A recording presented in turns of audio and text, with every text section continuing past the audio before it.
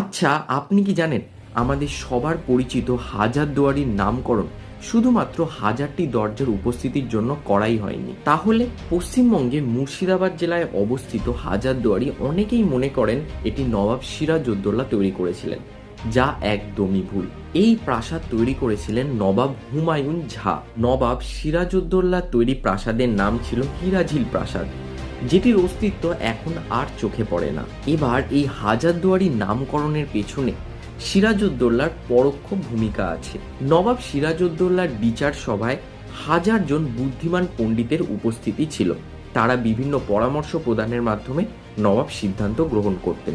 এর ফলে নবাবের এই দরবারির নাম হয়ে গিয়েছিল হাজার দরবারি। এই হাজার দরবারি থেকে অনুপ্রাণিত হয়ে নবাব হুমায়ুন ঝা হাজারদুয়ারি প্রাসাদ নির্মাণের কথা ভাবেন। এবার এই প্রাসাদে হাজারটি দরজা আছে ঠিকই, কিন্তু প্রায় 100টি দরজা নকল বানানো হয়, যাতে কোনোভাবে শত্রুপক্ষ যদি প্রাসাদে প্রবেশ করে তারা ভ্রান্তির মুখে পড়বে। এর ফলে নবাবের পরিবার সহজেই নিরাপদ স্থানে পালিয়ে যেতে সক্ষম হবে। ভিডিওটা ভালো লাগলে প্লিজ লাইক করুন এবং এরকম ইন্টারেস্টিং এবং ইনফরমেটিভ ভিডিও আরও দেখার জন্য চ্যানেলটি সাবস্ক্রাইব করুন।